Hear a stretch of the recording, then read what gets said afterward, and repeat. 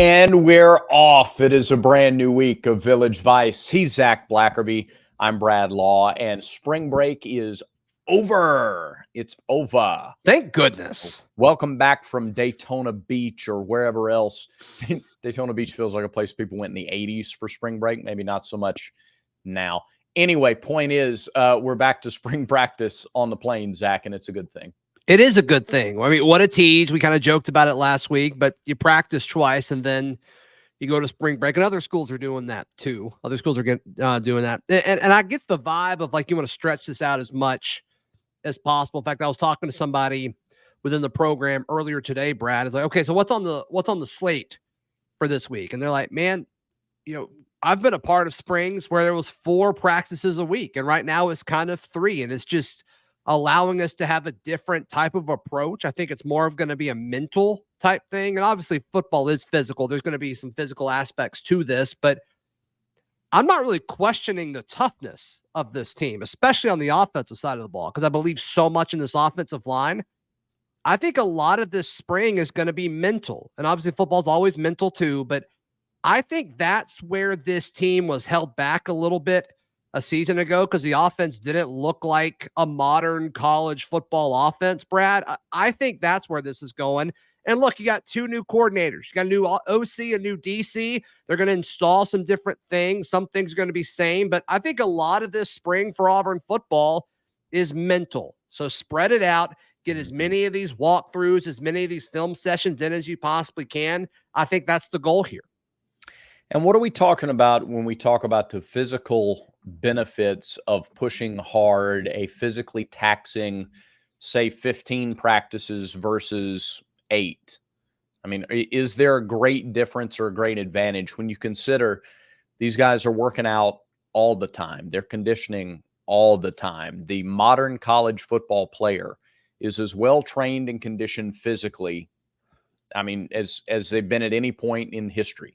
Yeah. So I don't know that a physically taxing, in terms of reps and things of that nature helps you critically the way that maybe taking a little extra time and learning these new systems. Would you like to have a third-year coordinator, third-year, guys in the same system? Yes. Sure. That's not where Auburn is right now. Well, that's not where most schools are, right? I mean, it's way more fluid at the coaching level too than it used to be. Everybody talks about the transfer portal and players moving around, but it's every level of college football, leadership, as well as players, and even the support staff underneath. It's very, everybody's moving. So Auburn's not in a unique spot here. I went on, an SEC show last week, Brad, and we talked about how, it'd be really hard for you to go around the SEC and find a coordinator that's been there 3 years. It would. That number is lower than it used to be. The Kevin Steele's of Auburn's DC, former DC, like that kind of post is gone because coaches get fired, head coaches get fired sooner. And so there's more opportunity and more changeover and turnover and all of that. So to answer your question, does it change anything? I don't think so in regards to, how physical some of these practices are, because I think they know what they have. I don't think they knew what they had a year ago. Yeah. Now these guys, either they're new, but there's tape on them, your Gage Keys, your Trill Carters, your Robert Lewises, these guys who've played a ton of college football, Dorian Maiusi, and I'm sure I'm leaving out some guys. But for the most part, you know what you've got. Because even with those guys, they've got thousands of snaps of college football under their belt when you add them all together. I think this is more about, okay, we need to work on all of this coming together where, the sum is greater than its parts. That's what needs to happen on the offensive line. It's what needs to happen with the receiving core. It's what needs to happen with the defensive backfield. Jaron Thompson's and other guys put a lot of college football. It's like you kind of know what he got, even though he's new. Yeah. So to me, I think it's more about actually learning how to play football, not just how tough are you. Yeah, no, I completely agree. I also think that they'll probably go a little harder on the days that they are physical, because there's a digestion day, and then there's there's a day to go out and make it happen on the field. And I think competitive advantage, that's kind of where that question came from, is there a competitive advantage or disadvantage to doing it this way? Are they going to go at Georgia? Are they going all out 15 practices physically and having no learning time? No, like I think because of what you said, I think the point you made that everybody's in the same position. On some level, there's a new install happening every. So Right. this is the time to do it. As long as you are performing at a peak physically when the season starts in late August, great. And you're going to have a better chance of doing that if you digest all the information now in the spring. Yeah, and look, you build your team in the spring, you get ready for the season in the fall. And I think in the fall where it's a little bit hotter and you're kind of need to be in season shape, I think that's where that kind of takes care of itself. I would rather this team learn as much as this new offense and new defense as possible. So that way, when they're doing player-led stuff throughout the summer, these veterans can lead these practices and these quarterbacks can go through and call all these plays and work on passing patterns with receivers and spacing and all of that. And I think that's going to happen because I think Auburn's got a really good group of veteran leadership at pretty much every position group. There's a guy you can point to and say, all right, that is a clear leader in this room. This coaching staff can trust them to lead, their position group over the course of the summer. So I like the makeup of it. I like the approach of what Auburn's doing throughout spring. It's just going to take time, and we won't get to see if it really works or not until 4 or 5 weeks into fall. Yeah. All right. So to that point, if we're seeing less physicality, and I kind of hesitate to say that, but let's say there's 20 fewer overall practice reps over the course of spring. And I don't even know if that's happening. It's just being spread out. So instead of going 4 times a week, you're going 3 times a week for longer. Well, and Coach Freeze did say they're going to have full days that are dedicated to just teaching days. Yeah. So they're going to do, they're going to have a couple of heavy days a week, but then they'll also have dedicated days to teaching. So if you have fewer Which is the way it is in season. Correct. Too, which I kind of like that they're mimicking that a little bit. You got your film days, you got your walkthrough days, you got your actual practice days, and then Saturday, which I assume is when their scrimmages will be. If they have 2 or 3, we'll wait and see how many they actually have. But it's kind of simulating a little bit of a in-season feel too.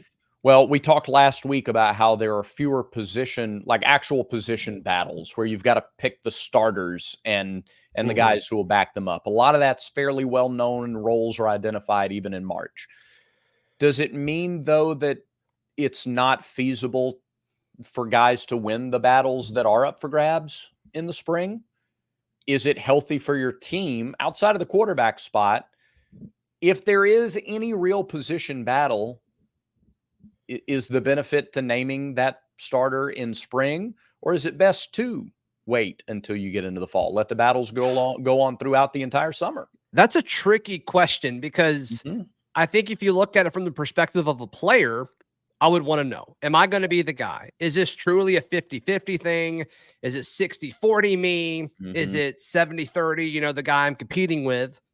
Because I want to know what all of my options are, especially if I'm a guy with, not a whole lot of eligibility left, or the guy I'm competing with is a year or 2 younger than me and has more eligibility. And it's like, okay, am I going to get buried on the depth chart here? And it's going to be too late for me to find somewhere new. Yeah. Or if you're the coaching staff, you say, oh yeah, everybody's got a shot because we don't want you to transfer. We don't want you to leave. So is there an advantage to it? No, not from the coaching point of view, because you want to keep as many of these guys believing they've got a shot to be a starter so that you keep them on your team. Which is an interesting kind of a side question too, because like if you want them to stick around, it means that they add value to your team. They do. So, I mean, depth is a huge thing. It's a huge thing. And I think that's something that's being impacted by the portal more than a lot of folks realize. I mean, look at Auburn's roster. Most position groups, it's older guys, and then it's freshmen or redshirt freshmen. Like that's the way most of it is. And I haven't done a deep dive throughout, all the teams in the SEC, but I bet Auburn's not alone in that.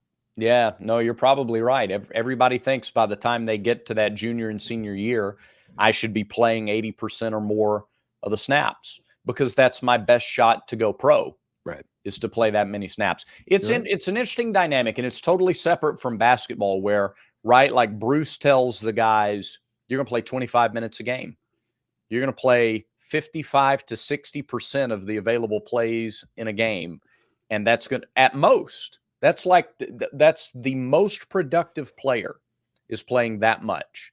And he's on the bench the rest of the time. And guys are willing to come in and buy in and be a part of that and accept those roles. You do not see that as prevalently in football across the board. You don't. And it's a different type of sport. Sure. Tracking it with snaps versus minutes, and you just sub less. And I mean, there's a lot of different factors to it. And the position matters too. Like you could be the fourth receiver and get plenty of playing time. But if you're quarterback, you ain't getting that much play. No, you don't even get practice reps at that point. So right. No question about it. All right. How far can Auburn basketball go in the SEC tournament? We give you our thoughts in just a moment on Village Vice. But first, I want to give you my thoughts on where you should be wagering. It's March. It's time to get ready for the incredible part of this postseason college basketball slate. And obviously it starts this week from the SEC point of view. And you want to make sure that you are ready to go with mybookie.ag. Go ahead and make a free account. Check everything out that they have to offer. You can use mybookie.ag anywhere. Doesn't matter where you live. Mybookie.ag. Use promo code next round and you'll get some extra money. Just put into your account. It makes a sound. It goes bloop. Do it, Brad. Do it. Bloop. Bloop. Yeah. It's like, oh, I have extra money to play with. So be sure to check out our friends at mybookie.ag. Use promo code next round. And speaking of extra things you can play with. Oh, no, wait. That's a little later in the show. I'm sorry. We'll get there. Wow. We'll get I thought there. you were just about to just dive into that read, and I would have been okay with it. No, we'll get thrown there. Off. I'm still thrown off regardless because that tease was insane. Speaking of insane teases. There we go. No, there we go. No, so Auburn basketball, they clinched the 4 seed, so they get that double bye. They do not play until Friday, which is great. That was kind of the goal. If you're not going to win the conference in the regular season, you want a shot at a double bye, and that's exactly what Auburn did. So we'll pull up our graphic that the next round put out there, and Auburn will play the winner of either South Carolina, or they'll play either South Carolina or Vanderbilt or Arkansas, depending on who wins that game. Regardless, I like the matchup for all of these, Brad. I like all of these matchups. I do too. You talking about all of Auburn's potential matchups? Yeah, I'd be fine with them playing any of those 3 games in the quarterfinals Friday. Obviously, Vanderbilt pulled a huge win over Florida to end the regular season, and Arkansas, for all intents and purposes, hey, look at, there's Zach hiding right there. There he is to the left. That's so distracting.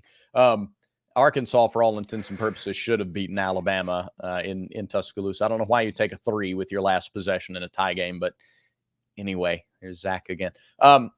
Particularly against South Carolina, though, Auburn has matched up really well against Lamont Paris's team. They've played twice since he took over in Columbia, and Auburn beat them by, I think, 30 and 40, respectively, at their place and then here this year. So, and I love the 4 because I like the idea of getting the 1 in the semifinals if you move on and advance.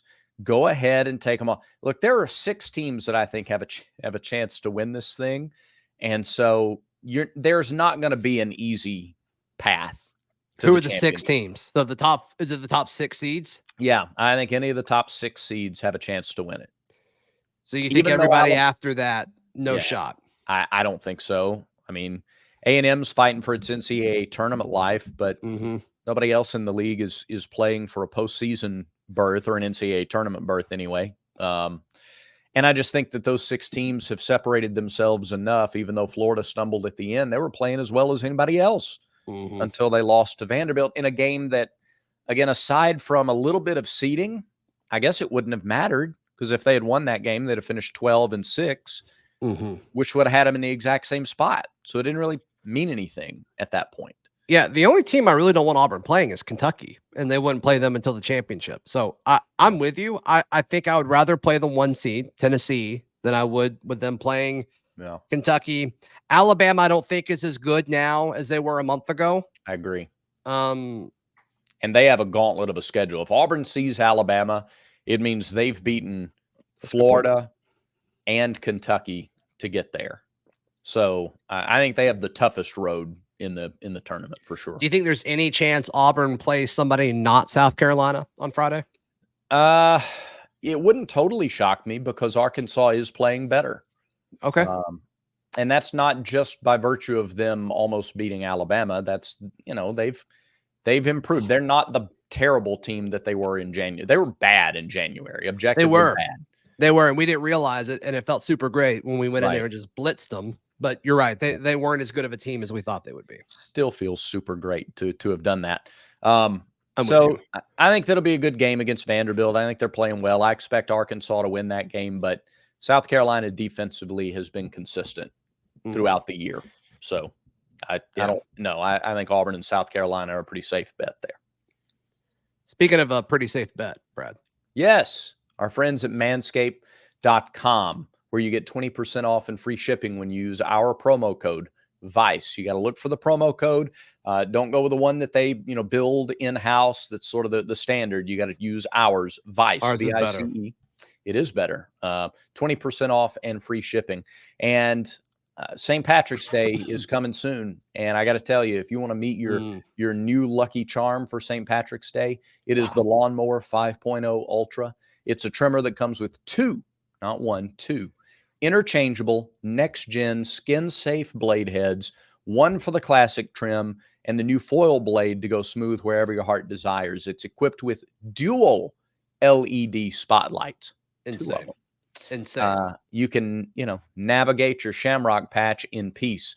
If you're worried you make a mess, nope. This wonder is waterproof. So shave by the misty moors, under a waterfall, or even during a rain dance.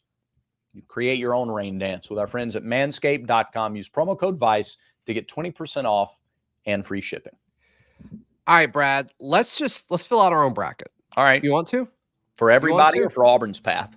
Let's do for everybody. But who cares about the first round? Let's forget about that. So second round, Mississippi State versus LSU. Give me Mississippi State. And then I like their defense. And then Mississippi State and Tennessee. Tennessee. Okay. Yeah, I think I can skip all of this. I can skip some of the other stuff. I think that the four top seeded teams move on, with the exception of Florida beating Alabama. You have Florida beating Alabama again? I do. Wow. Well, they were close in Tuscaloosa. It was not close at all in Gainesville.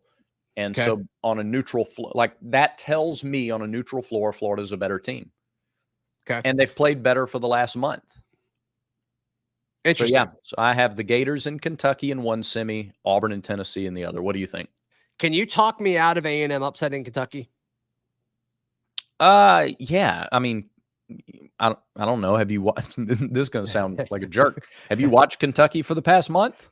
They're hot, man. They're hot. No question about it. But I mean, that's the beauty of the tournament, is like you only need one team to kind of catch on. And now, I feel like A&M is a matchup problem with the way Buzz coaches, but I don't know. For some reason, I want to put A&M beating Kentucky, but I'm not going to do it in my official picks. But that is one that I am leaning towards, but I'm not going to do it. I say the top four seeds. I say all four of them advance. That is my prediction. Let me tell you, if you wanted to sell me on A&M beating Kentucky, you could say they're on a 3-game winning streak, right? So they closed the regular season with 3 straight wins. And the only time they played Kentucky, it was an overtime game that A&M won. Yeah. So they've already beaten them once this year. And it's like, does that help you or hurt you when you get a team again? They played so long ago, though. They played 2 months ago. Different teams. They're different teams now. Completely. However, I do think Auburn playing Tennessee now, I think actually helps Auburn, because Auburn knows that they can beat them. They did it on the road, and like Nashville is going to be a home crowd for Tennessee regardless. But still, it's like I think if you don't have somebody have a historical night, Auburn wins that game by a lot. Yeah, is Dalton Connect going to go all John Mingelt again on Auburn? I don't think so. Yeah. I don't think so.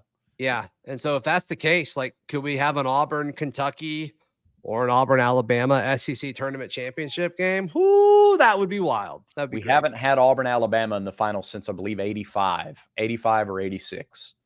the toxic back and forth of those fan bases. I Yeah. don't know if that's good for society if that were to happen, but it would be good for SEC basketball for sure. It'd be tremendous. And it would further demonstrate that this state is now on a different level regarding basketball than it was 10 years ago or 20. And it'd be for all the marbles. We split in the regular Yeah. season, winner take all. That's insane. All right. So, okay. So you've got Auburn beating Tennessee. Is that correct? Yes. Okay. Yes. And then you have Kentucky beating Florida/Alabama. Correct. Okay. And so I give Auburn an opportunity against Kentucky to avenge the home loss. You know what? I'll be a homer too. I'm with you. Let's do it. Love it. I love it. Let's do it. All right. Take that straight to my bookie and go make yourself some money. Who needs to step up for Auburn to win the SEC tournament? Who needs to step up? Pick one player. Denver Jones. And I don't mean step up from where he's been of late. I mean, in a vacuum in the tournament, Denver Jones needs to step up. Guard play is critical, and outside shooting to be able to balance what Jalen, Janai, Dylan, Chad Baker-Mazara do on the inside. Denver 1, Chad Baker-Mazara 2. Yeah, I think Chad Baker-Mazara is a good one because if both of those guys step up at the same time and are productive at the same time, I just have a hard time believing Auburn is going to lose because even this past Saturday in the win against Georgia, Auburn broke 90, but like Chad Baker-Mazara really didn't have that good of a game offensively. Yeah. He did some things off ball well, but offensively, like he wasn't extremely productive. Denver Jones kind of carried the load with a lot of that and covered up a lot of guys that, I mean, Janai Broome didn't have a great game offensively either from an efficiency. I think he was 4 of 10. Is that right? Something like that. So, I mean, have some of these guys kind of stack some of these good wins and both kind of overlap. Auburn could totally go on a run. And it was because of what Georgia did. I mean, it illustrates the point perfectly. Georgia collapsed and doubled every single time Janai got the ball, which frees up somebody on the wing. And Janai had good visibility. What do you have, 4 or 5 assists in the game? So right. It's been a while since he has had. I'm looking at the shot attempts for Janai in that game. He was 4 for 10. The previous 3 games, he had 14, 13, and 16 field goal attempts. Right. He just didn't get the looks because they collapsed, and it left Denver open, and he buried it. And that's what we mean by balancing it out. They can't collapse the post and leave the guys on the wing open if the guys on the wing are going to drain the shots. Which I do think that is how you beat Auburn, is you take Janai out as much as you can, and you just hope Denver doesn't do what he did. But if he does, or if KD or Aiden or Trey, like if they're able to make you kind of say, okay, like I'm going to make these open shots, you're gonna have a hard time. You're gonna have a hard time, which is the entire point of the depth that Bruce Pearl has built within this program. So, they're surging right now with that depth. I know they lost to Tennessee and they lost to Kentucky, but since that Kentucky loss, their 3-point shooting in particular is among the best in the country. Their total offense is among the best in the country. It only takes 1 game to end your season, but man, it's that way for everybody, though. Correct. Way for everybody. Yeah, exactly. Yep. Brad Law, I think that about does it for today's show. It does. Thanks, everybody, for watching. Remember, everyone has vices. Make sure Village Vice is one of yours.